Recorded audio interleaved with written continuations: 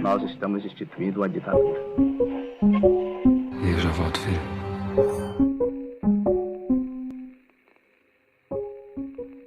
Olá, ouvintes, sejam bem-vindos a mais um episódio do Storyse. Eu me chamo Juliano Silva e hoje vamos falar sobre um tema que ainda reverbera nos nossos dias, a ditadura militar no Brasil. Mais especificamente sobre a figura de Rubens Paiva e seu desaparecimento. Um episódio que marcou a história política do nosso país, porque exemplifica uma realidade que milhares de famílias tiveram que passar. No caso de Rubens, o impacto da perda mudou a vida da família Paiva, uma história que foi retratada no filme brasileiro do ano, 2024, Ainda Estou Aqui, que remonta o drama vivenciado por Eunice Paiva e seus filhos. Hoje a gente vai conversar não apenas sobre a dor dessa perda, mas também como a luta pela verdade e justiça a partir do filme continua sendo uma missão fundamental. E ao meu lado, para trazer reflexões e um olhar mais apurado sobre essa história que vem emocionando o país, está ela, Júlia Bart. E aí, pessoal? Eu acho que a palavra certa é emocionando o país, porque esse filme, ele realmente já percorreu um grande circuito internacional em vários festivais e foi amplamente aplaudido. E aí, agora aqui também estreando no Brasil, levou milhares de pessoas ao cinema e isso é muito bom.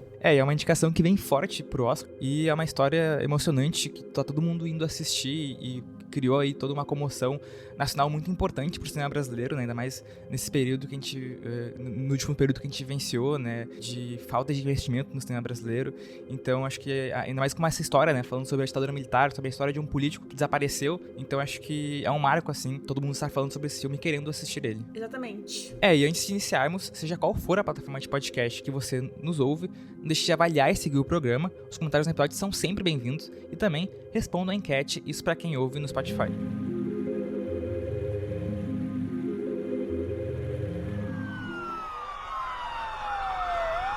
Pelo ato institucional, o que me parece, adotado esse caminho, o que nós estamos com uma aparente ressalva da existência dos vestígios de poderes constitucionais existentes em virtude da Constituição de 24 de janeiro de 1967, instituindo um processo equivalente a uma própria ditadura. Que é com verdadeira violência aos meus princípios e ideias que adoto uma medida como essa.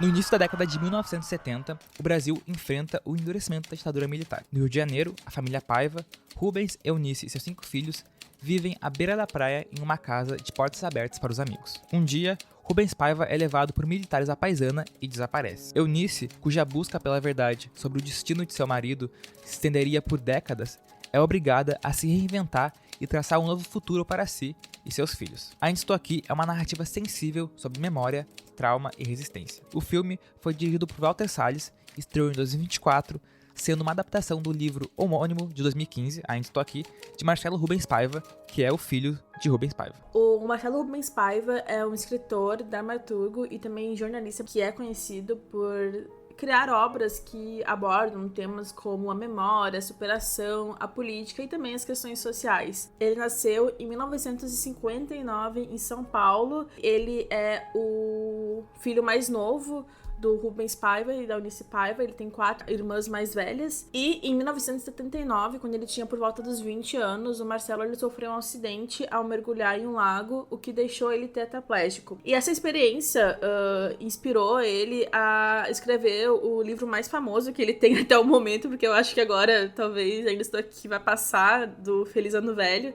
Mas era o livro que ele era mais conhecido realmente, que foi lançado em 1982, que é um relato autobiográfico da história dele, da juventude dele e como ele lidou com essa tragédia que ele sofreu.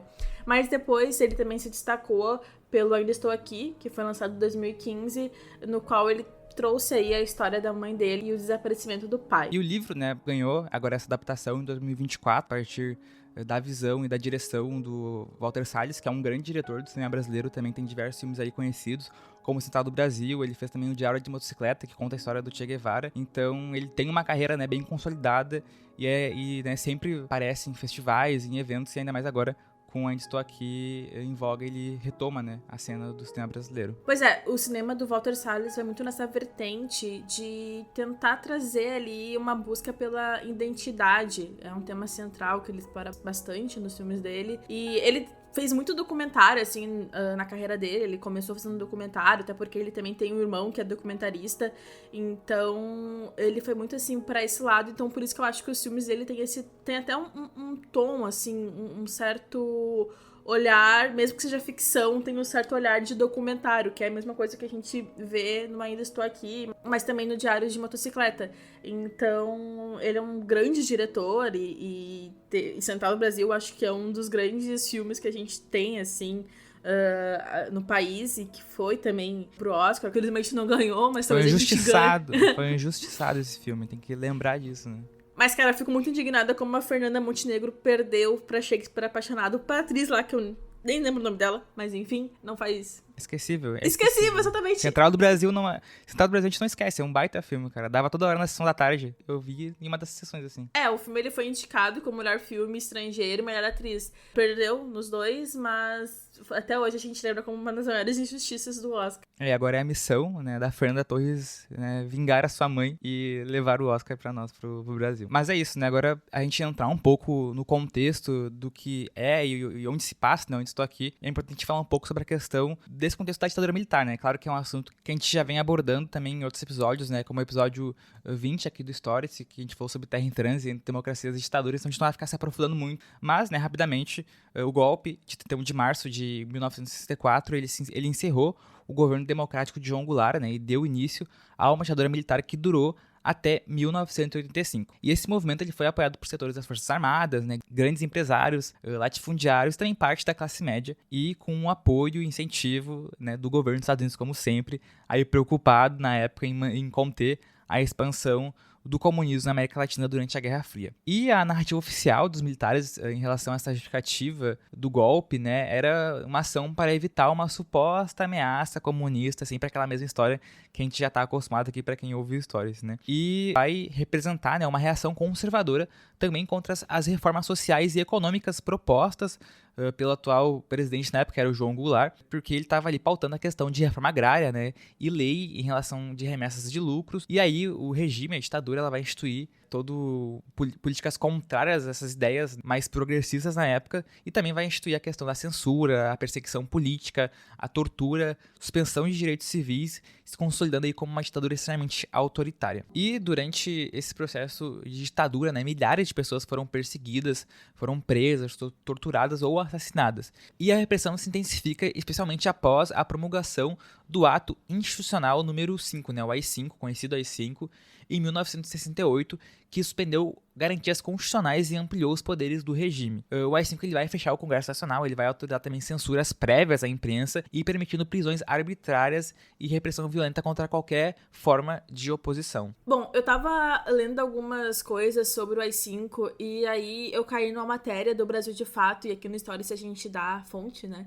Então, que um advogado, o Renan Quinalha, ele é um advogado e ativista de direitos humanos, ele explicou que o AI-5, ele suspendeu todos os direitos individuais e liberdades públicas das pessoas, o que fez com que o Estado não tivesse nenhum tipo de controle ou participação social. Então, após 64, o processo de centralização e concentração do poder que estava na mão do executivo, sob o comando dos militares, cresceu gradativamente e chegou ao seu ápice em 68, que quando foi instaurado o AI-5. Então, o AI-5 ele via muito nesse sentido de realmente exterminar qualquer articulação de luta armada e das mobilizações estudantis que estavam acontecendo naquela época, e que a partir dali de 66 passou a crescer e se expandir cada vez mais em vários setores da sociedade. Isso meio que foi para conter de fato essas revoltas, esses pequenos movimentos que estavam acontecendo,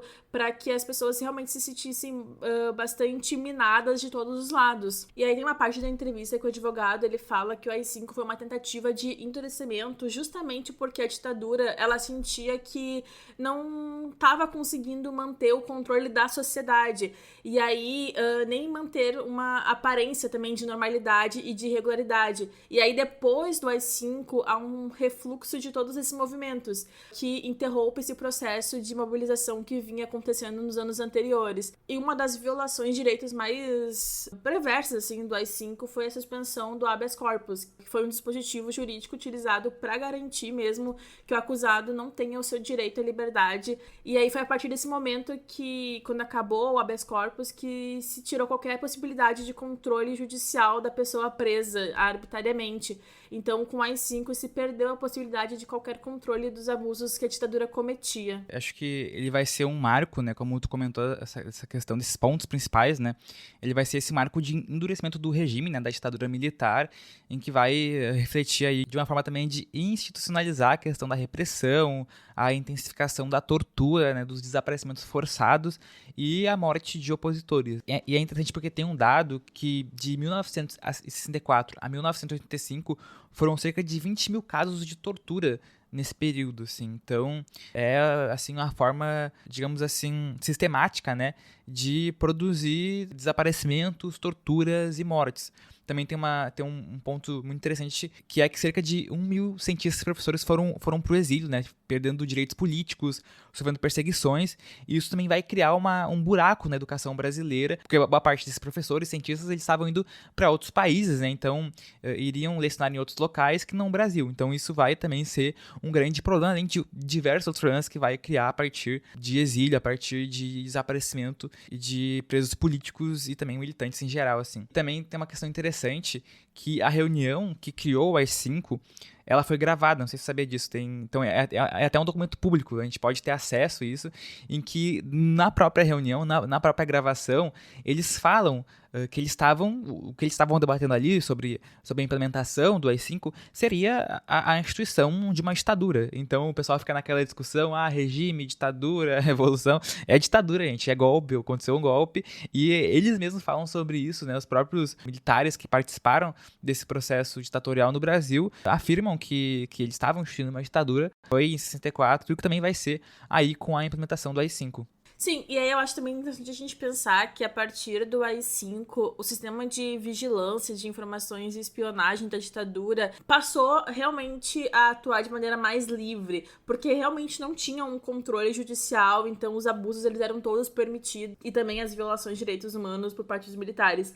Então ficou muito mais fácil, assim, para os militares começarem essa movimentação de trazer ali pro desaparecimento ou pra tortura, porque realmente não tinha um controle, assim, não tinha ninguém outra pessoa do Estado que fosse ali e controlasse as ações dos militares. Até uma primeira denúncia, assim, contra a censura, um dia após a implementação do AI-5, tem uma notícia muito conhecida do Jornal do Brasil, em que na parte que fala sobre o clima do dia, que falam que no Rio de Janeiro tava bastante sol, e aí na parte em que fala sobre o dia, ele diz assim, abre aspas, tempo negro, temperatura sufocante, o ar está irrespirável, o país está sendo varrido por fortes ventos, fecha aspas.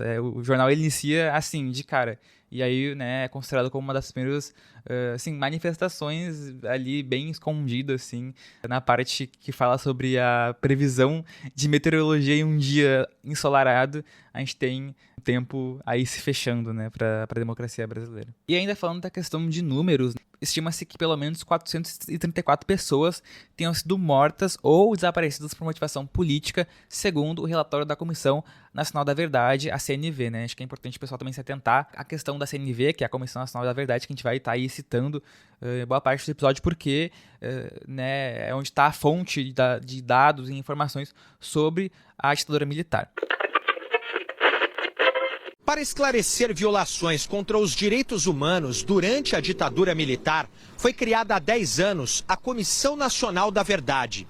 O relatório apontou crimes como desaparecimentos, execuções, estupros e torturas. Encerrada em dezembro... A prática de tortura, como a gente comentou, ela vai ser institucionalizada, né, ocorrendo aí instalações militares e civis para sistematizar esse processo. E aí tem aí as conhecidas organizações, como o DOI-CODE, que foram criadas para operacionalizar essa repressão. E aí, para trazer um entendimento melhor sobre o que foi, né, o DOI-CODE, que são duas siglas diferentes, né? O DOI, ele é o Destacamento de Operações de Informações, e o CODE é o Centro de Operações de Defesa Interna. E esses órgãos, eles foram um dos principais instrumentos de repressão na ditadura, foram criados ali no final da década de 1960, né, nesse contexto que a gente comentou de endurecimento da ditadura, e o órgão estava com esse objetivo de investigar, capturar e interrogar suspeitos de subversão, né? O DOI ele era mais responsável pela questão de atividades de inteligência e planejamento de ações contra grupos opositores, e o COD coordenava e dava suporte às operações em diferentes regiões do país.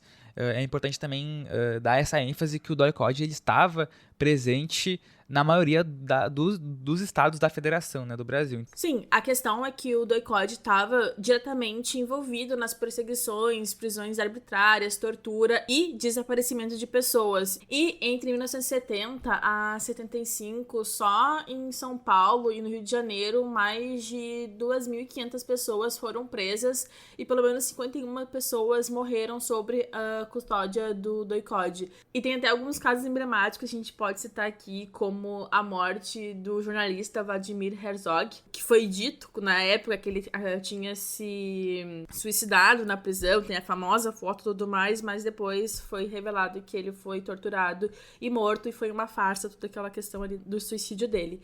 Então, esses casos, assim, destaca o uso da tortura e assassinatos políticos disfarçados, né? Dos desaparecimentos, a gente vai ter esse monitoramento e infiltração que o órgão vai realizando, e é o que a gente vê no filme, né? A gente toca esse processo de ficar perseguindo inimigos, opositores políticos, ficar vigiando. Então, tinha muito esse monitoramento de movimentos sociais, sindicatos, de estudantes, artistas e partidos políticos que poderiam ali serem vistos como subversivos, né, ou que poderiam ali demonstrar alguma ameaça para a ditadura ou para o governo naquele período. Então, né, era tudo sistematizado, né, nesses órgãos que foram responsáveis por criar toda essa tensão e esse medo, assim, de andar na rua, de participar de manifestações ou protestos, porque ainda mais após o AI-5, as pessoas poderiam ser perseguidas, né, ou acabando desaparecendo, né, entre aspas. E também acho importante a gente pontuar que o DOI-COD, ele seguia uma doutrina de segurança nacional que era inspirada por modelos da Guerra Fria e também treinamentos fornecidos pelos militares dos Estados Unidos, que é um ponto, assim, que também não foi algo que estava super exposto na época, mas que depois, com o passar do tempo, a gente começou a saber, a sociedade em si começou a saber que tinha essa influência norte-americana nas ditaduras da América Latina como um todo e no Brasil também, né? Então, além disso também, esses órgãos, eles recebiam um suporte logístico e financeiro de empresários que viam a repressão como essencial para estabilidade econômica. Por incrível que pareça, eles tinham essa impressão, essa noção de que a ditadura traria ali algo econômico para os países, então era necessário que houvesse esses regimes. E até a própria questão da tortura, ela já foi comprovado cientificamente que não auxilia, né, em tu torturar uma pessoa para ela, enfim, passar alguma informação.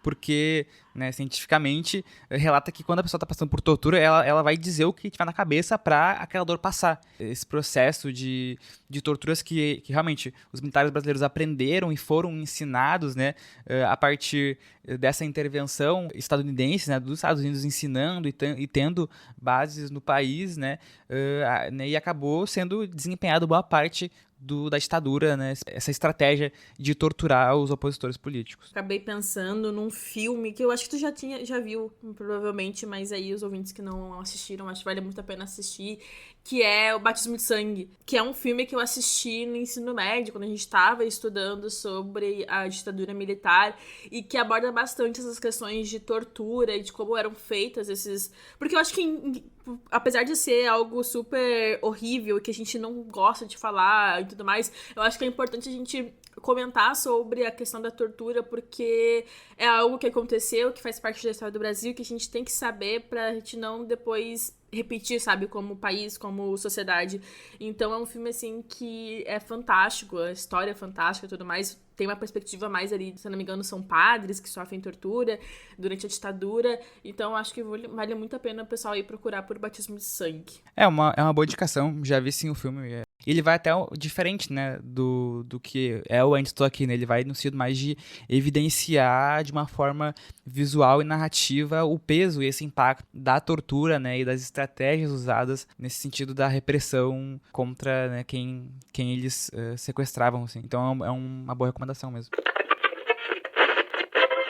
Me dirijo especialmente a todos os trabalhadores, a todos os estudantes e a todo o povo de São Paulo, tão infelicitado por este governo fascista e golpista que neste momento vem traindo seu mandato e se pondo ao lado das forças da reação.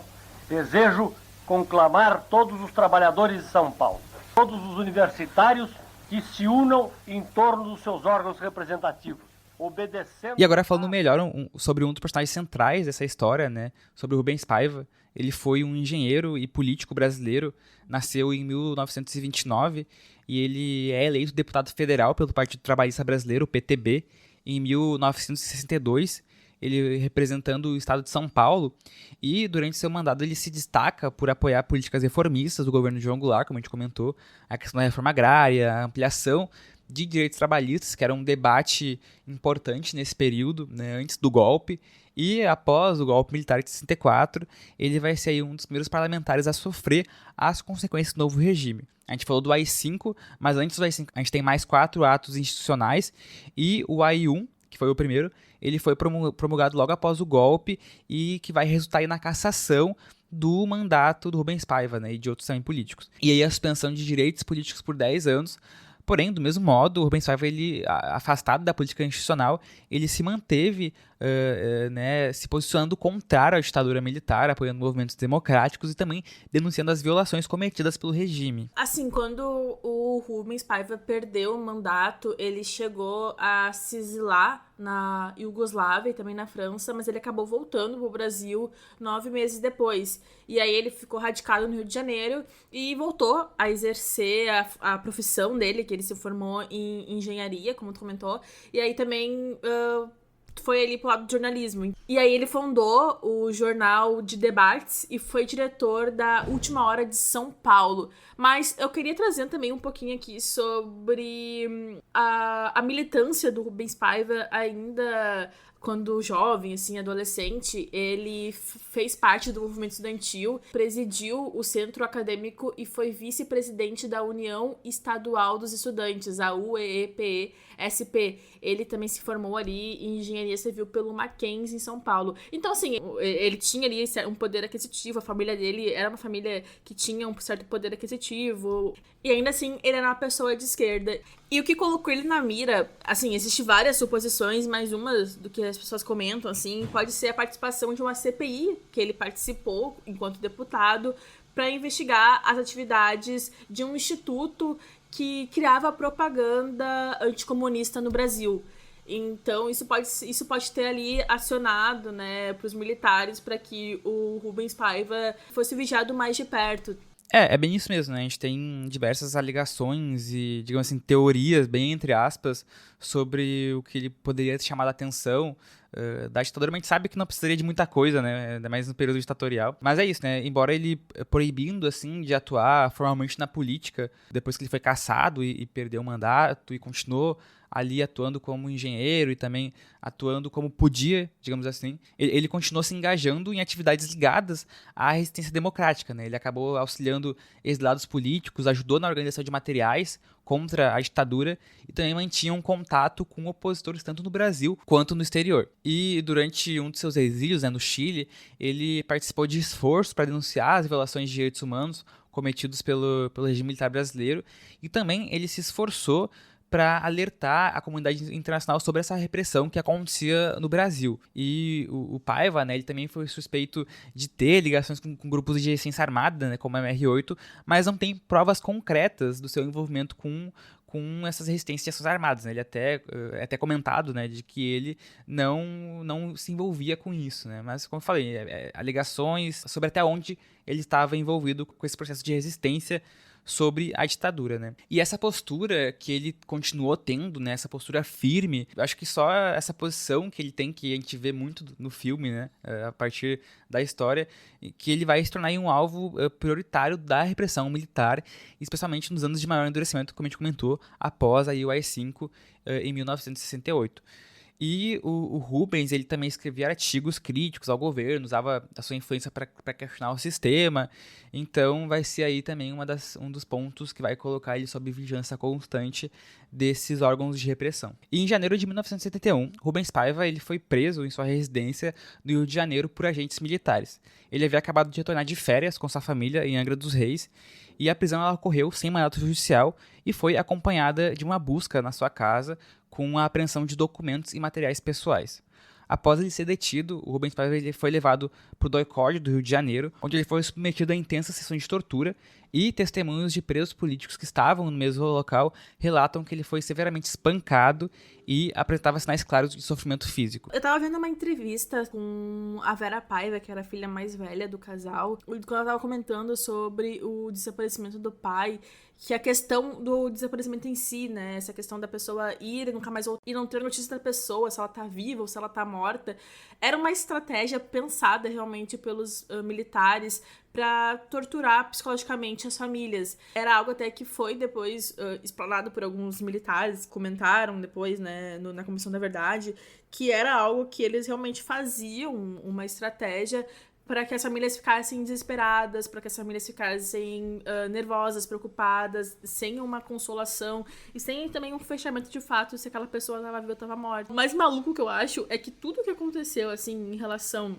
a como os militares agiam, era uma estratégia, assim, nada era por acaso. Esse sumiço, assim, do nada de um familiar, como vai acontecer na família Paiva, né, com o Rubens Paiva, é algo que deixa bastante marcas, né? E até esse conceito, né, esse termo de desaparecimento político é algo muito, né, comentado e falado nesse período. Acho que é até importante a gente né, trazer um pouco sobre isso, né? Porque vai se referir a essas pessoas, né, muitas vezes estudantes, políticos, ativistas, que estavam ali pensando, se expressando contra a ditadura militar, que acabavam sendo, né, sequestrados, e às vezes nem eram pessoas ligadas, né, a movimentos, só porque de alguma forma mostrou alguma ação subversiva. O regime, a ditadura militar já esse respaldo a partir do AI-5 para sequestrar essas pessoas, torturar e assassinar, né? E isso acontecia por agentes do Estado, então é importante dar essa ênfase, assim. E geralmente não tinha registro oficial dessas ações, então não era emitido nada, por isso que também é muito difícil de fazer essa identificação, né? E essa prática ela foi sistemática durante a ditadura militar brasileira e usada para ocultar essas ações violentas e também intimidar os opositores e toda essa resistência que existia no período. E os desaparecimentos, eles eram parte, né, como tu bem falou, dessa estratégia de terror e controle político, né, tanto da família quanto também de uma ordem social que eles queriam impor, assim, que os militares queriam impor. Então, muitas vezes o corpo das vítimas era ocultado para dificultar investigações, para negar a ocorrência de crimes, e isso no Brasil, essa prática ela foi denunciada, né, em casos emblemáticos, tanto como o do Rubens Paiva, e como outros casos, a gente tem do Stuart Angel, né, tu falou do Herzog, e tudo isso vai sendo aí revelado a partir do relatório da Comissão Nacional da Verdade, né, em que eles relatam que mais de 200 pessoas são consideradas oficialmente desaparecidas por motivações durante a ditadura. E só para também dar um contexto sobre o que foi a Comissão Nacional da Verdade, né, ela foi criada em 2012 aí pelo governo brasileiro e teve esse objetivo de investigar essas violações de direitos humanos ocorridos durante a ditadura militar. Então eles fizeram todo um processo de coletar depoimentos de vítimas, de familiares, analisou documentos sigilosos, conduziu investigações sobre esses abusos cometidos pelos órgãos de repressão, e aí a gente vai ter essas revelações, né? Então muitas informações que a gente sabe sobre esses desaparecidos políticos, né, sobre esse conceito, sobre o que aconteceu no Brasil, é a partir da Comissão Nacional da Verdade. A Comissão da Verdade que foi instalada pela Dilma, acho que vale a gente lembrar disso, né? Grande Dilma Rousseff que instaurou a Comissão da Verdade. E aí eu também queria comentar sobre as famílias. A gente tava falando um pouco sobre as famílias e existe vários movimentos na América Latina como um todo de famílias desaparecidas que realmente se juntam ali para tentar trazer alguma justiça ou realmente para trazer a memória dos desaparecidos. E acho que um dos mais famosos é o da Argentina, né, as Mães da Praça de Maio, mas também a gente tem no Brasil a Comissão de Familiares de Mortos Desaparecidos Políticos, que também desempenha um papel super fundamental ao reunir, né, dados e lutar por esse reconhecimento e reparação. Então, existem ainda esses movimentos, essas comissões que lutam para que sejam reconhecidos esses desaparecimentos. Porque muitas pessoas que são desaparecidas, elas não são dadas como mortas, elas só estão desaparecidas. A questão até do Rubens Paiva, que a gente ia falar depois, desapareceu, mas ele depois foi dado como morto depois de 20 e poucos anos. Então, ainda existe uma luta bastante grande para reconhecer essas pessoas que desapareceram. E é isso, né? Esses desaparecimentos, eles geram, né, esse sofrimento para as famílias, para as vítimas, né? Que vão ser marcados aí pela questão do luto, por esse luto inacabado, né? Esse luto ambíguo de não saber o que aconteceu com esse familiar, com esse parente, enfim. E isso acaba criando um trauma, assim, na família muito grande, né? Então, essa questão da memória, que é algo muito que o filme, isso aqui ele traz, né? Que a obra traz, sobre evidenciar essas narrativas de famílias que até hoje buscam por respostas, né, em relação a esses crimes que foram cometidos pelo Estado. Sim, até porque é algo assim que passa por gerações, não é só a pessoa que estava naquele momento ali com o desaparecido, né, vivenciou, mas é algo que fica por gerações nas famílias. É realmente uma ferida aberta e exposta que não passa com o tempo, porque tu não sabe, assim, o que aconteceu com essa pessoa. E eu acho que tem também, né, esse viés de que é muito melhor da pessoa ser dada como morta do que a pessoa estar desaparecida, porque é algo, assim, que fica em aberto e que tu não tem uma solução, que eu acho que é muito, na minha percepção, assim, né, é muito pior pra família não ter uma conclusão do que de fato aconteceu. Onde que o senhor vai? Eu vou só ajudar esses senhores. E aí eu já volto, filha. Tá bom.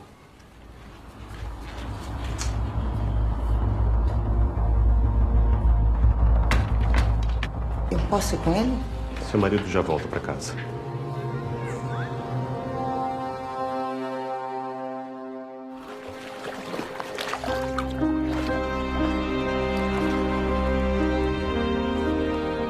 Você tá bem, mas... Tô, filho.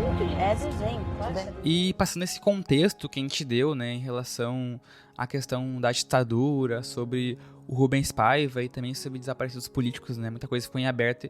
E agora a ideia é debater isso a partir do filme, né, a partir do filme Ainda Estou Aqui, que a gente falou que é o filme do ano, desse ano que a gente tá falando, 2024. E o filme já conta com mais de 1 milhão de espectadores, então é uma grande estreia, tem muita gente indo assistir. Eu acho que é um momento bom para falar sobre essa obra, falar sobre a história do Rubens Paiva e também falar sobre a história da Eunice Paiva e da família, né? Porque né, a partir do filme, a partir do livro, a gente sabe que também um dos personagens principais dessa história é a Eunice, né? Que acaba tendo que resistir com essa família, né, tendo que ser forte após o desaparecimento do Rubens Paiva, né. E a Eunice, ela nasceu em São Paulo, ela se formou em Direito, ela atuou como advogada trabalhista, assim, então ela tem essa reviravolta, como eu comentei, aí após o sumiço do Rubens Paiva, e tendo que se dedicar, né, a sua vida em busca dessa justiça e também da verdade sobre o que aconteceu com seu marido, né? E no filme a gente vai ter aí ela sendo representada pela Fernanda Torres e o Rubens Paiva sendo representado pelo Selton Mello, né? 2 grandes atores do cinema brasileiro. Então acho que já iniciando a discussão, né? Que atuação, que filme incrível, assim. Eu até queria te perguntar, assim, como é que foi essa experiência de assistir no cinema, né? Ainda mais com todo mundo falando sobre o filme nesse momento. Cara, então, até comentar que eu fui assistir o filme com uma amiga minha e o filme, assim, quando a gente chegou na sala, eu comprei o ingresso e tudo mais, a gente tava num lugar muito bom, assim, meio no meio da sala, mas a sessão era lotada de pessoas 40 a mais, sem brincadeira. eram pessoas muito mais velhas, assim, pessoas que tinham ali já uns mais de 40 anos. E tava todo mundo muito... Sabe quando tu entra numa sala, tu sente meio a atmosfera, assim, do local, né? Da sala. E tava todo mundo meio com um sentimento intenso, assim, sabe? Parecia que a sala toda, assim, tava tentando segurar o choro, ou segurar ali aquele momento em que tu fica se sentindo super reprimido mesmo, sabe? Eu acho que o filme, ele tem um começo, assim, quando o filme começa, obviamente, ele é muito mais feliz, muito mais ensolarado, mas na medida que ele vai passando e aí vai acontecendo as coisas, que o Rubens é preso, ele não volta pra casa, existe assim, um sentimento muito muito intenso de repressão, que acaba ficando na sala toda, todo mundo meio que segurando o ar, assim, sabe, com o que tava acontecendo, e até os momentos mais felizes da família, né, que a gente vê no começo e tudo mais, é meio que um clima, assim, de a gente sabe o que vem a seguir, então a gente não pode ficar tão feliz, sabe? Então, assim, eu senti que também existia uma comoção muito grande na sala, sabe? De todo mundo que tava ali assistindo, assim, todo mundo meio comovido com o que tava vendo. Então, foi uma experiência muito positiva, muito boa, assim, de assistir o filme. Apesar da minha amiga, vou até contar aqui, isso é muito, muito, tipo, meu Deus do céu. A minha amiga levou Ela tinha voltado do trabalho, tava super cansada, né, e tudo mais, tava com fome. E aí ela levou um balde de frango pro meio do cinema. Aí pensa que ela abriu o balde de frango, assim, um cheirão de frango no cinema. Mas aí ninguém se incomodou, pelo menos, né? Porque eu fiquei assim, meu Deus do céu, imagina se alguém encrenca que a guria abriu um balde de frango no cinema. Mas deu tudo certo, a gente viu o filme comendo frango, inclusive. Muito bom. E assim, eu quis te perguntar sobre a tua experiência no cinema, assistindo, né, esse filme. É até uma pergunta meio assim, do nada, mas é porque eu acho que Ainda Estou Aqui tá sendo um evento. Principalmente pra quem tá ouvindo esse episódio no período de estreia, né, nesse momento de estreia, tanto do episódio quanto do filme, sabe que Ainda Estou Aqui tá sendo um grande evento, assim, falado, discutido, debatido, e eu fiquei muito feliz, assim, de poder ter tido essa experiência de assistir no cinema uma história com esse peso tão grande e falando sobre a ditadura militar brasileira, que é assim, um momento histórico do Brasil que aí nos últimos governos acabou sendo um tabu, que não deveria ser debatido, que não deveria ser lembrado, né? Até sobre isso no nosso atual governo, a gente não teve as descomemorações, como se chama, do aniversário da ditadura militar para lembrar o quão surreal e o quão traumático é isso para a história do Brasil. Então acho que assim, assistir no cinema foi muito incrível, principalmente tu falou dessa questão de ter pessoas com mais idade, né? Eu acho que na minha sessão que eu vi tava assim meio misto, acho que tinha mais pessoas jovens também, e isso é interessante e importante, né? Terem interesse por esse assunto, mas uma coisa que me marcou muito em ter assistido no cinema foi que no final do filme, não sei se na tua sessão aconteceu, o filme ele acabou com aplausos e gritos de ditadura nunca mais, sabe? Ou abaixa a ditadura, assim, e isso eu fiquei muito, não esperava que isso iria acontecer. Acho que fazia um bom tempo que eu não tinha uma experiência assim no cinema, de ver as pessoas aplaudindo a obra, né, se expressando, né, falando gritos de fora a ditadura, ou ditadura nunca mais, e isso foi muito emocionante, assim, sabe, de experienciar isso. Eu até fiquei pensando sobre, a gente teve aí o Marighella, que é um filme que fala mais sobre um revolucionário, um militante que atuou na luta armada, e foi um filme que ficou, por mais de 2 anos, ficou sob censura a partir do governo Bolsonaro, que não seria lançado, né? Depois ele acaba tendo uma estreia, mas claro, depois de 2 anos, então tem aí uma dificuldade de estrear o filme. Então, eu fico pensando se né, o Marighella tivesse esse mesmo processo que teve, eu ainda estou aqui, né, de passar por festivais, de conseguir ter uma estreia comum e tranquila a partir da Ancine no Brasil. E enfim, eu acho que foi muito interessante essa experiência, assim. E, como tu falou, né, é um filme magnífico, né, uma obra que inicia muito tranquilamente, mostrando ali a relação da família Paiva na praia, né, no Rio de Janeiro, eles moram perto da praia, assim, e como também vai construindo, né? O filme, de início, ele vai mostrando o Rubens Paiva como um pai carinhoso, como um marido carinhoso, tendo uma boa relação com a sua família, momentos felizes, assim, e isso de uma forma tão orgânico, sabe?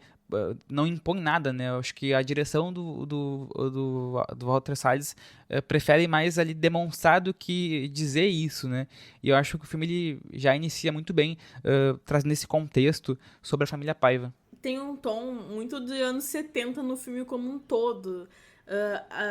Assim, além de se passar nos anos 70, a questão dos figurinos, a questão de tudo, assim, né? Como o filme é filmado, assim, ele traz essa essência dos anos 70 e que era uma década que era mais descontraída, assim, sabe? Apesar de que grande parte ali tava vivendo uma ditadura, mas era uma época de uma revolução cultural muito grande, que as pessoas estavam muito mais libertas e tirando alguns estereótipos delas mesmas. E aí eu acho que isso mostra um pouco, assim, na família Paiva, pela questão das filhas serem personagens que têm uma certa liberdade, que ouvem, né?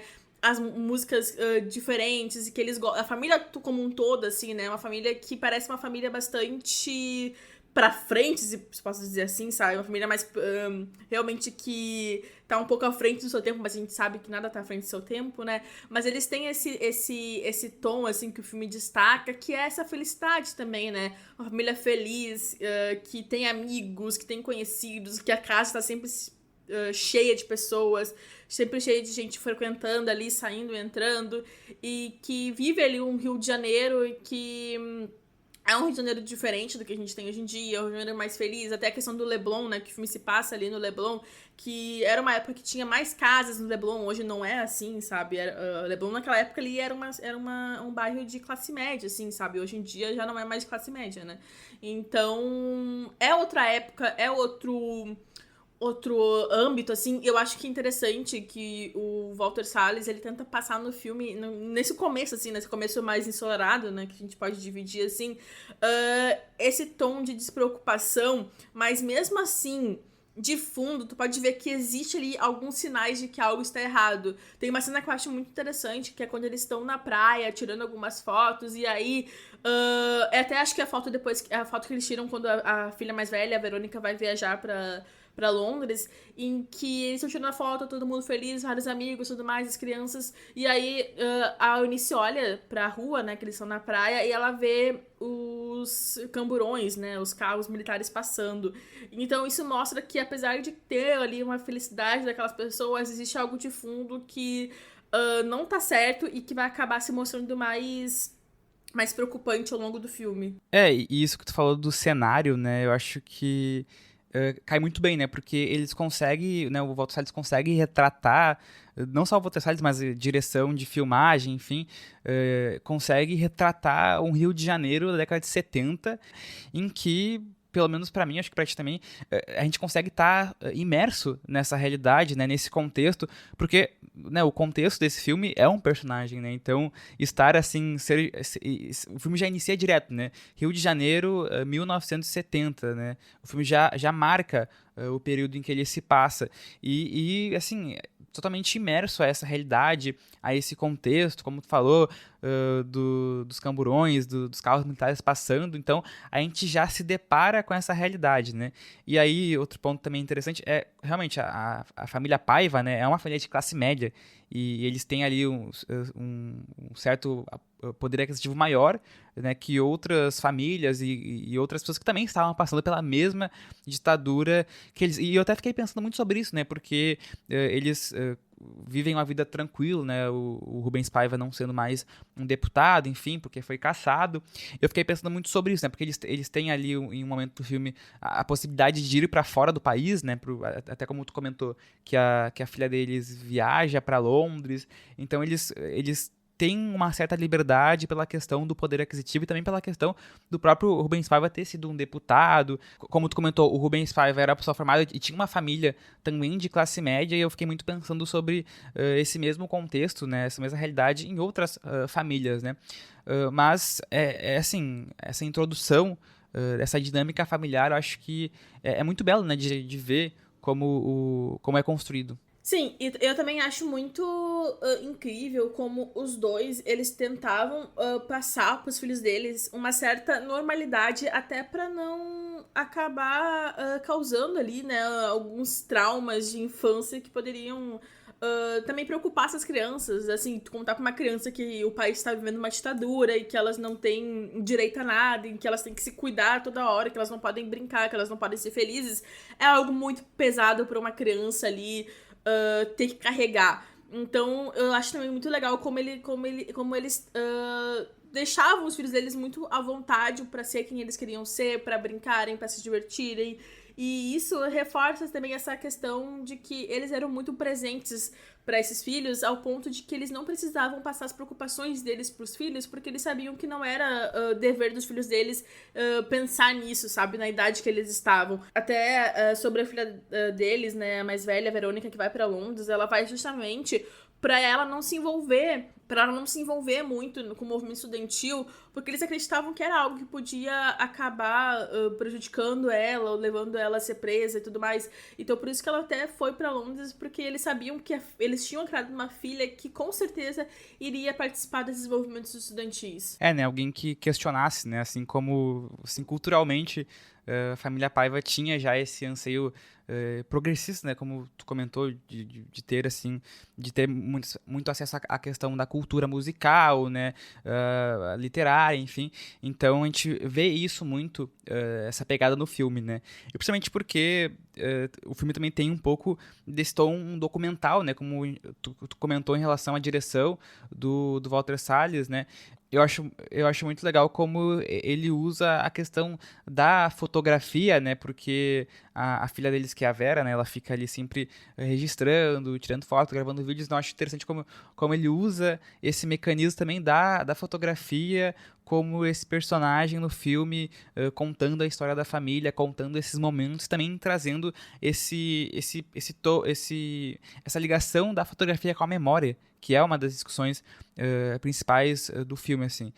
Inclusive, sobre a câmera que a Vera, a filha mais velha, usa no filme, assim, acho que é legal a gente comentar que isso é algo ficcional pro filme. Na verdade, ela não tinha esse hábito de usar câmera, de filmar a família ali e tudo mais. Existe bastante registros fotográficos da família, mas esse rolê dela pegar e filmar todo mundo ali na praia e tudo mais, montando a casa, os pais dançando, assim, não existe na realidade.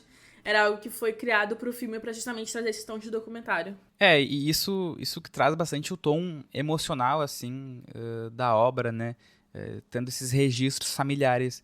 E todo esse início, toda essa construção vai levar ao momento que eu acho que quando a gente tá assistindo, a gente sabe o que vai acontecer, principalmente quem sabe a história do Rubens Paiva, assim, quem já teve contato com a história dele.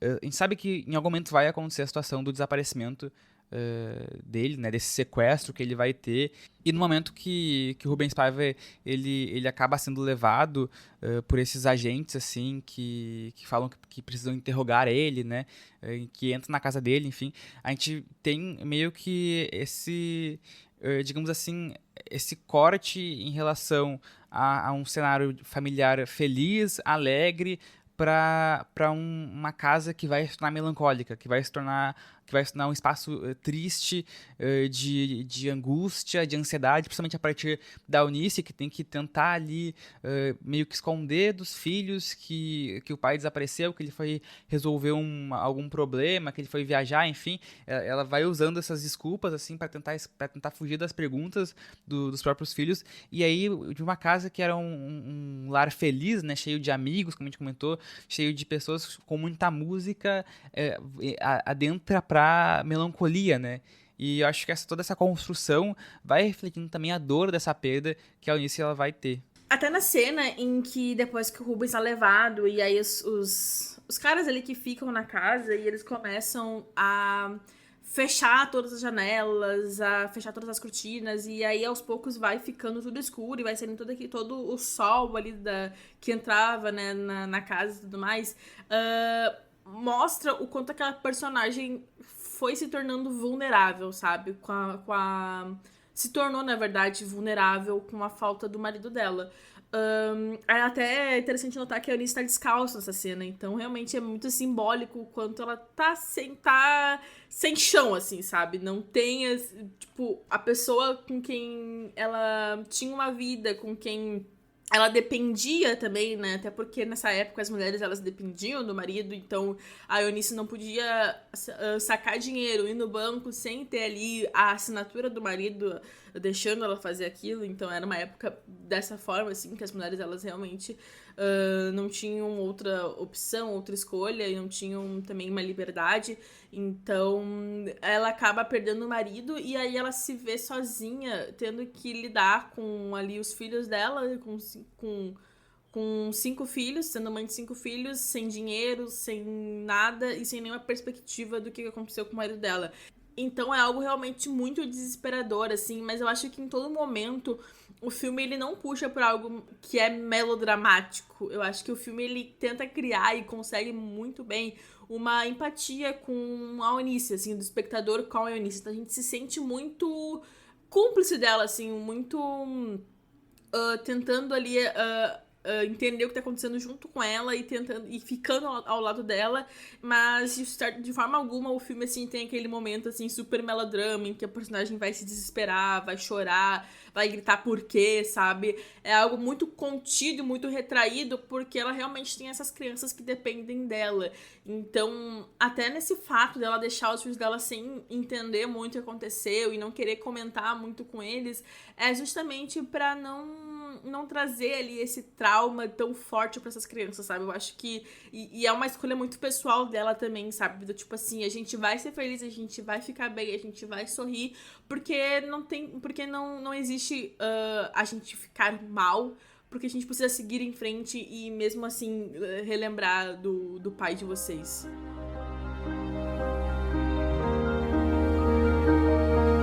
Três, dois, um. Não precisa sorrir. Por que não? O editor pediu Pediu o quê? uma foto menos feliz. Nós vamos sorrir. Sorriam.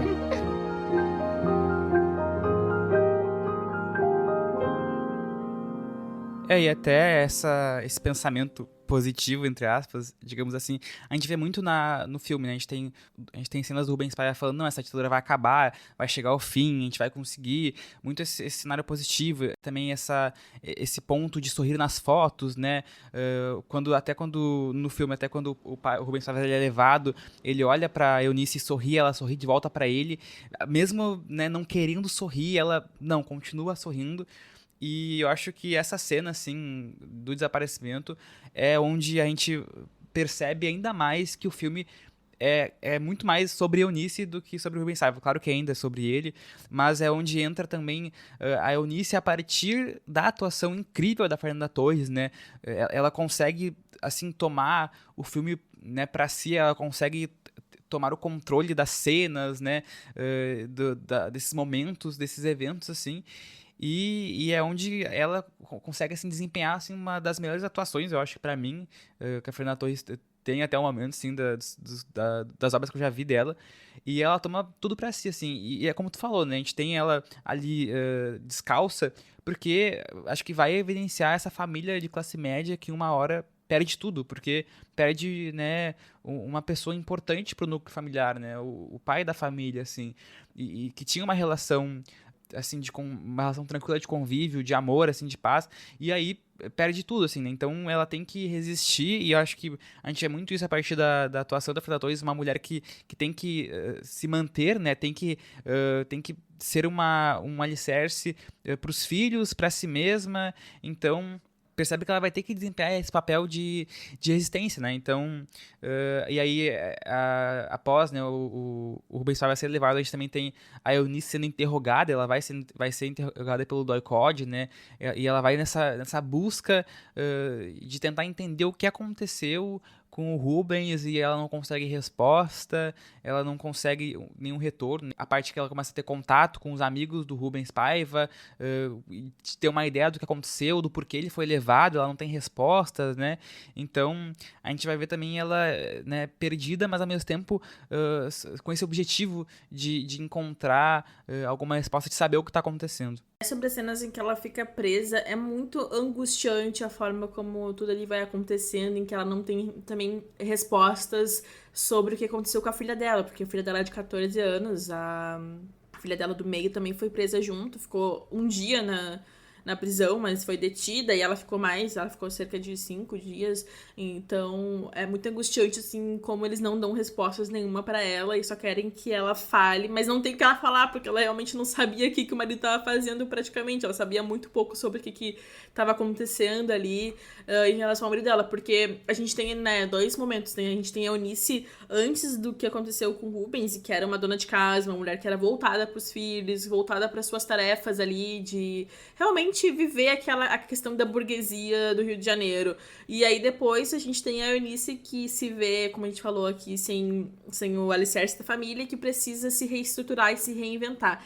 Então, ela assume, né, então, essa família e acaba que começa a buscar por respostas e também ter que lidar ali com os filhos dela. Então, é muito pesado, realmente, sabe, como isso vai acontecendo. Mas eu acho que todo mundo falou certamente, assim, a Fernanda Torres tá incrível, maravilhosa. O Selton Mello, ele aparece até um pouco...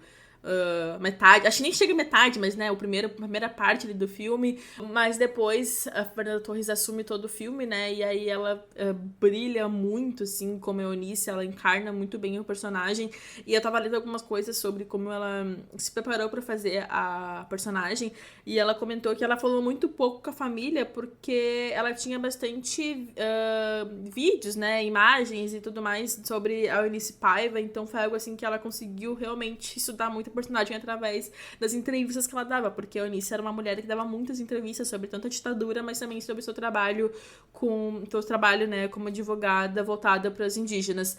E já o Selton Mello foi ao contrário, ele conversou muito com a família, conversou muito com os filhos, porque não tem tanta imagem, eu acho, não tem tanto registros, assim, de como que era o Rubens. Então, ele teve que ter esse contato mais com a família e que foi até algo, assim, que surpreendeu a família, assim, a forma como ele interpretou o Rubens, porque era muito realmente parecida com o que era, de fato, o ex-deputado.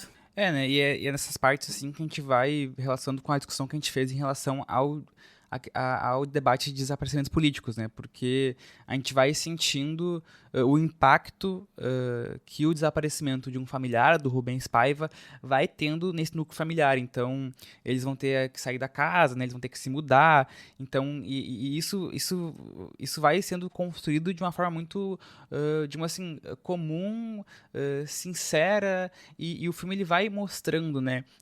O que a gente estava falando também, o filme ele não tem um apelo à violência, a como foi torturado um personagem ou outro, não existe isso, como tu falou. A gente tem esse contexto da ditadura, né, passando assim no cenário, no ambiente, essa tensão do que pode acontecer. A gente tem o desaparecimento, ele prefere evidenciar esse contexto a partir da sua própria narrativa, a partir da perda da Eunice, da dor que ela sofre, a partir da dor dos filhos. Ele vai evidenciando todo esse impacto, né, que vai afetar gerações ali da família, que afeta de uma forma geral, né, quem passa por isso, assim. Sim, eu acho que o filme ele é muito feliz quando ele não expõe de fato tudo, porque os personagens eles seguram muito bem a narrativa, seguram muito bem a trama, e às vezes a gente não precisa ter uma super exposição pra se sentir ligado, pra se sentir presente ali, sabe, no filme. E aí eu acho que o Ainda Estou Aqui tem muito disso, sabe? A gente se sente muito presente no filme a partir de tudo que a Eunice tá vivendo, de tudo a questão familiar ali que tá sendo imposta, e de como eu acho muito, assim, muito tenso todas aquelas cenas em que os caras eles ficam na casa e que eles posam ali e que ela é super cordial e oferece coisas pra eles e tudo mais, porque é uma tensão muito crescente, mas também não tem nada que ela possa fazer, então tu sente muito assim de braços amarrados, assim, sabe? Tu não junto com a personagem. Eu acho que esse é o grande ponto pra mim do filme, é que tu sente muito como se tu estivesse ao lado da personagem, como se tu estivesse também experienciando as mesmas coisas que ela tá experienciando, porque a narrativa forma isso. A narrativa, ela é potente ao ponto de criar essa empatia, sabe? E quando a gente fala de empatia, é quando a gente realmente se sente no lugar daquela pessoa. E eu até não quero parecer muito redundante, né? Mas é muito isso que a gente tá falando, né? O filme, ele tem uma sensibilidade, né? Ele tem esse tom mais humano em que a gente vai percebendo coisas, entendendo elementos do filme ou da relação ali entre eles a partir de olhares, de cenas, de momentos, né? Quando ela leva os filhos para tomar um sorvete, né? Depois do desaparecimento, quando ela descobre que é revelado que ele estaria morto, né? Então a gente tem esses olhares, essa troca de olhares, esse entendimento do que está acontecendo das crianças. Quando eles se mudam da casa também, a filha deles, acho que a menor, ela olha para casa assim, toda esvaziada, não tá mais com os móveis, né? E a gente tem esse olhar dela olhando pra casa, meio que entendendo que talvez o pai não volte, mas ao mesmo tempo é um olhar de uma criança, né, vendo essa perspectiva. E é nesse momento em que a Anitta, ela também se torna pai e mãe, porque ela não deixa faltar nada aos filhos dela. Até essa cena em que a filha menor ali tá olhando pra casa, e aí a Eunice surge com o dentinho, né, que o pai tinha escondido e tudo mais, e que ela foi lá, pegou o dentinho e deu pra ela. É realmente pra mostrar que ela vai ser o pai e mãe dessas crianças, e não importa o que aconteça, ela vai estar ali pra eles, né, tipo assim, ainda estou aqui, né, também é dessa forma, sabe, tipo, não precisa se preocupar, porque um foi, mas eu fiquei, sabe, eu vou ficar aqui pra auxiliar em tudo que vocês precisarem. E aí eu queria comentar um pouquinho também sobre o processo de criação pro filme, porque no livro do Ainda Estou Aqui, que foi escrito pelo Marcelo Paiva, a narrativa, ela é feita do ponto de vista do Marcelo, assim, como vários dos livros dele, olhando pra Eunice, olhando pra mãe. E já no filme é a perspectiva da Eunice que prevalece, assim, a gente não e até é interessante essa mudança de percepção, porque faz muito mais sentido a gente ter a perspectiva dela e a partir do ponto de vista dela, olhando para tudo que tá acontecendo. E até o Walter Salles, ele mesclou esses elementos do livro com entrevistas com os familiares e também com os amigos da família. Então, assim, eu acho que totalmente vale a pena também ler o livro, né? Mas eu acho que o filme ele tem essa potência de ser totalmente a partir da Eunice, né? E isso é muito mágico. É bom que traz essa adaptação, né? Esse ponto diferente. Acho que ler o livro vai ser uma experiência e assistir o filme vai ser uma outra experiência, porque muda esse olhar, né? Como tu falou. E, como a gente tinha comentado, né? O filme ele passa a ser da Eunice, por ela ser, né, essa personalidade da vida real que teve que passar, teve que enfrentar isso, e também porque a Fernanda Torres, de novo, né, falando, a gente tá aí, estamos aí lovers da Fernanda Torres, porque a Fernanda Torres consegue nos passar o que foi, né, a Eunice, o que foi essa mulher, essa mãe, que teve que passar por todo esse enfrentamento, e eu acho que ali boa parte, depois do desaparecimento, a gente tem muito essa construção de uma nova identidade dela, né, eu acho que a parte que tu citou dela entregando o dentinho, né, da filha, que o Rubens tinha enterrado, né, com ela na praia, realmente exemplifica muito ela dizendo, não, agora né, o pai não vai mais voltar e eu estou aqui, terei que cumprir ambos esses papéis, né? Então é sabe, a identidade dela se moldando a partir da ausência desse pai, do Rubens Paiva, né? Então é muito bonito como isso é feito, porque ela tem que enfrentar esse passado, né, porque ele sumiu, ele desapareceu, ele não vai voltar, ela tem que enfrentar isso, ela descobre, né, que ele estava envolvido com a questão das cartas, né, em relação a exilados, a presos políticos, ela descobre isso a partir de amigos dele, que ele sempre passavam pela casa, né, em reuniões, enfim, e aí ela vai ter que se transformar, ela vai ter que ser uma nova pessoa, né, então fala muito sobre a identidade da Eunice e esse processo de transformação dela.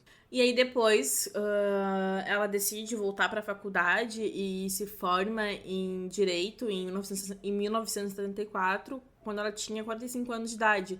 E a Eunice vai trabalhar em prol da causa indígena, e também é algo assim que moldou bastante a vida dela, porque ela buscava tanta justiça para os povos indígenas, mas também para o seu marido, que havia desaparecido, e que depois de 20 e poucos anos ela recebe a certidão de óbito do marido. E é uma cena muito, muito emocionante também, porque ela vai com os filhos mais novos, o Marcelo, e ali ela sorri pra câmera também, de novo, né? Mostrando, ficando feliz por essa certidão de óbito, que é realmente ali um ponto, né, ou talvez uma vírgula do que aconteceu com o marido dela, porque existem ainda muitas perguntas a serem respondidas pela ditadura em si, mas eu acho que pra ela realmente ali foi um encerramento de um ciclo, né, de buscas e de tentar resolver e entender o que de fato tinha acontecido com o Rubens Paiva. E nesse bloco, né, porque como tu comentou, o filme ele inicia a década de 70, daí ele passa alguns anos, né, e aí ainda nessa busca por respostas, a gente tem ali os filhos mais velhos, tendo relação com a mãe, eles já se mudaram, eles foram para São Paulo, né, estão em outro local. Eu acho emblemático que se retoma, né, a cena em que ela volta à caixa de fotos, não sei se você lembra dessa cena, em que ela retoma, ela abre, novamente eles ficam ali olhando umas fotos, tentando relembrar alguns momentos, né? E até é engraçado porque uma das fotos que é mostrada, ela meio que erra o momento, a memória, né? E eu acho essa sacada muito boa, em que ela olha a foto, ela erra o momento, e aí, né, a gente vai dessa discussão de que se tu não relembra uma memória, tu não relembra um período, ocorre esse esquecimento, né? Então acho que a gente comete esses erros, assim, em memória, em lembrar de um certo evento, sabe, familiar específico, e acontece isso, né? Aí depois, em outra cena, ela retoma, ela relembra, ela consegue olhar outras fotos, daí ela consegue, sabe, lembrar da situação, do momento. Então, eu acho que o filme ele vai fechando, né, essa relação que ele tem com a imagem, com as fotos, com a fotografia, porque, né, boa parte da cena se reconstitui de fotos que existem reais, né? A foto da praia que a gente comentou, entre outras fotos da família, que o filme ele vai reconstruindo. Exato. Até ela coloca depois que ela erra, né, a data da foto, depois ela volta pra foto e coloca a data certa, que foi quando a filha dela foi viajar pra Londres. Então, eu acho que também é bastante, assim, talvez mostra, assim, talvez não seja uma cena realmente pra mostrar que ela tava entrando na doença, né, que ela teve, que foi Alzheimer, mas também pra mostrar que ela ainda lembra dos fatos importantes, ela ainda guarda esses momentos importantes, que foi os momentos em que ela também esteve com o marido, né, em vida. Então, tem esse tom, assim, sabe, do meio que ambíguo, pelo menos pra mim. E eu acho que a gente tem que também comentar uma das melhores cenas do filme como um todo, que foi a Fernanda Montenegro, a participação dela, uma pequena participação, mais grandiosa participação, em que ela não fala basicamente nada, porque ela vive, em que ela não pronuncia nenhuma palavra, assim, mas é perfeita. E ela vive a Eunice já na terceira idade, com Alzheimer. A Eunice teve Alzheimer. Então, é uma cena em que tá a família toda junto, em que eles estão ali, todo mundo meio que... É uma cena em que tá a família toda junto, né? E eles estão ali celebrando e comendo e conversando. E aí tá junto ali a Eunice, e ela já não fala mais, né? Ela só movimenta os olhos e tudo mais. Mas eu acho que o principal de tudo é o quanto a Fernanda Montenegro é incrível, maravilhosa, assim, que ela só se comunica pelo olhar. Aí tem a cena em que ela tá na frente da televisão, em que eles estão falando sobre a ditadura militar, e eles mostram uma foto, né, uma foto do Rubens Paiva, e ela lembra dele, assim, sabe? E é muito, sério, muito emocionante, assim, como ela faz menção a ele. E no final também, a cena em que todo mundo vai tirar uma foto junto, e a filha dela pede pra ela sorrir, e aí ela sabe, ela tem esse sentimento, algo que ficou incrustado, assim, na memória dela, que é a questão de sorrir, né? Sempre sorrir. E aí ela sorri pra foto junto com a família. Então, assim, eu acho que é um final, pra mim, pelo menos, perfeito. Não sei pra ti. O filme ele consegue fazer um ciclo, né? Porque a gente tem muito essa frase da Eunice falando sorriam, né? Na foto que eles tiram pro jornal, né, depois do desaparecimento do Rubens Paiva, ela fala assim, não, né, os jornalistas pedem pra ela ficar triste, mas ela fala, não vou ficar triste, eu vou sorrir. E a mesma coisa acontece no final do filme, né, porque a gente tem a Fernanda Montenegro, né, sendo ali a Eunice mais velha, né, já com Alzheimer, mais debilitada, então ela não fala nada, né, o filme, ela só aparece, assim, é só ela ali, como tu comentou. E a gente tem esse momento, esse lapso, né, tanto de lembrança, de memória, dessa relação, assim, familiar, e aí, né, acho que fecha certinho, assim, assim, a mesma frase, esse mesmo momento, passou anos, né, eles conseguiram, e agora eles podem sorrir e, né, continuar a ser uma família, né? Mas ainda marcados, né, por esse trauma que foi perder o pai, assim. Então, eu acho que o filme ele acaba muito bem. E esse fechamento dessa história, né, tanto do filme, da narrativa, do livro, enfim, ela vai acontecer a partir da CNV, como a gente comentou, que é a Comissão Nacional da Verdade, em que vai relatar que o Rubens Paiva ele morreu, né, em decorrência de torturas infligidas pelos militares. Então, documentos oficiais da época alegaram que ele teria sido resgatado por subversivos, né, enquanto ele estava sendo transportado para outra instalação. Só que isso não aconteceu, né? Foi uma farsa, saiu no jornal, né, até para tentar talvez despistar uma certa culpa, principalmente por ele ser um deputado. Então, até os amigos dele na época acharam que eles não vão matar ele é um deputado, ele é conhecido, a mídia vai falar sobre isso. Mas não, eles, enfim, acabaram assassinando ele. E aí, em fevereiro de 2014, a Comissão Nacional da Verdade, ela apontou que o ex-tenente Antônio Fernando Hugues de Carvalho seria um dos responsáveis pela morte de Rubens Paiva. E aí os depoimentos indicam que a morte ela ocorreu nas dependências do Departamento de Operações de Informação, o DOI, né, do 1º Exército do Rio de Janeiro. E né, esse mesmo Rui de Carvalho ele foi condecorado com a medalha de pacificador em 1971. Isso, infelizmente, são coisas trágicas da história do Brasil. E após a morte no quartel, né, na Polícia do Exército, o corpo do Rubens Paiva foi inicialmente enterrado no Alto da Boa Vista. Posteriormente foi transferido para as areias da Praia do Recreio dos Bandeirantes, devido ao receio de que obras na região revelassem o local, né, em que ele estava enterrado. E 2 anos depois, os restos mortais foram retirados por ordem do gabinete do ministro, entre aspas. E aí a equipe de busca liderada pelo capitão Paulo Malhães desenterrou os restos mortais e lançou ao mar a partir de uma lancha no Rio de Janeiro.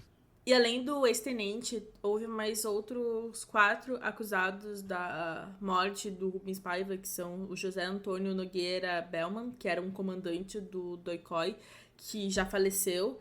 Também tem o Rubens Paim Sampaio, que na época ele era major do Centro de Informações do Exército, já tá morto também. O Jurandir e Jaci Oxendorfer e Souza, que ambos eram irmãos e sargentos, e o Jaci já tá morto também. E o Raimundo Ronaldo Campos, que era um capitão na época, que já faleceu também. Então a gente tem aí, a maioria já faleceu, mas esses oficiais eles foram denunciados por homicídio doloso qualificado, ocultação de cadáver, fraude processual e quadrilha armada, conforme o documento que saiu em maio de 2014. Então, a Justiça Federal do Rio de Janeiro, ela aceitou a denúncia, né, na época, e abriu esse processo contra eles, e foi a primeira vez que foi instaurada no judiciário brasileiro uma ação penal contra militares por um homicídio ocorrido na ditadura militar. O caso ele chegou a ser trancado e arquivado no STF, e depois ele foi encaminhado ao ministro Alexandre de Moraes, mas atualmente ele se encontra paralisado desde 2018. E em abril deste ano, 2014, a apuração sobre o caso foi reaberta pelo Conselho Nacional de Direitos Humanos, que fica responsável por ouvir testemunhas, pedir documentos, fazer audiências e produzir relatórios. Em outubro de 2024, o Alexandre de Moraes ele pediu à Procuradoria-Geral da República uma análise sobre o processo. Então, é um processo ainda que está caminhando, está sendo analisado, sendo todo aquele trâmite realmente judiciário que a gente sabe do Brasil que é atrasado, né, mas é um processo muito lento, que caminha a passos muito lento e que fica sendo revisto inúmeras vezes, mas eu acredito que em algum momento a gente vai ter essas condenações e vai dar, pelo menos a gente vai ter aí esse desfecho com essas pessoas que estão vivas ainda, né, poucas pessoas estão vivas, mas elas sendo de fato sofrendo ali as consequências que elas devem sofrer. A nossa justiça ela tem essas fragilidades, né? Boa parte porque a gente teve aí, depois da ditadura militar aí da anistia, que acabou anistiando os torturadores, os ditadores e os militares, infelizmente, e isso dificulta, né, a apuração dos casos, de criminalizar esses acontecimentos, né? E eu acho que mais o filme, né, a narrativa, a história do Rubens Paiva, eu acho que ela está sendo revisitada atualmente e retomar assim, a essa discussão pública sobre esse caso, eu acho que é algo muito emblemático, sabe? Eu acho que a gente tem que ver isso com bons olhos, incentivar esse debate, incentivar essas discussões, né? Principalmente do Brasil atual, em que a gente vive, em que em boa parte em boa parte as pessoas querem esquecer da ditadura militar brasileira, querem esquecer desse trauma, de outros traumas que a gente também passou enquanto nação, enquanto Estado. Então, eu acho que retomar as discussões sobre esse filme, sobre Ainda Estou Aqui, que tem diversos debates e reflexões pra gente fazer, né, ainda mais agora que ele foi adaptado, então acho que incentivar que as pessoas né, leiam Ainda Estou Aqui, que vão ao cinema ver o filme, né, vão assistir, vão procurar conhecer sobre a história do Rubens Paiva, né, porque eu acho que conhecer a história deles, da família Paiva em geral, de alguma forma vivenciar, né, ter contato com a memória, com a história do nosso país, né, com essa história de desaparecidos políticos que até hoje não se tem resposta, que até hoje não se tem uma justiça, né, uma verdadeira justiça contra essas pessoas que durante a ditadura militar lutaram contra a ditadura, lutaram contra a repressão, contra esse autoritarismo que o Brasil expressava e infelizmente morreram ou foram sequestradas, né, pelo Estado brasileiro. Então eu acho que é muito importante a gente estar fazendo essa discussão, né? Com certeza, eu acho que o filme Ainda Estou Aqui, ele trouxe de volta essa discussão, que é uma discussão que às vezes a gente só vê sendo comentada ali, né, em março, quando a gente relembra da ditadura, mas trouxe de volta essa discussão. E a gente está vendo agora esse boom de pessoas realmente comentando sobre o filme, relembrando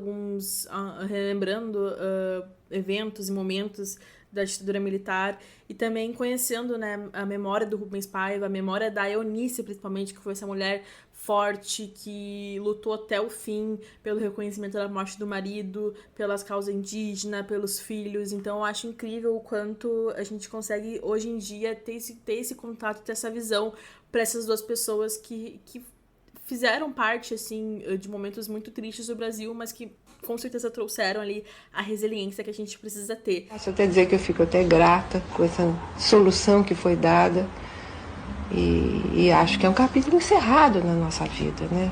Agora realmente encerrado, embora, claro, que a memória do Rubens, a saudade dele, a importância que ele teve para nós, a gente mantém, mas num outro plano, no plano da afetividade, da saudade e tudo mais.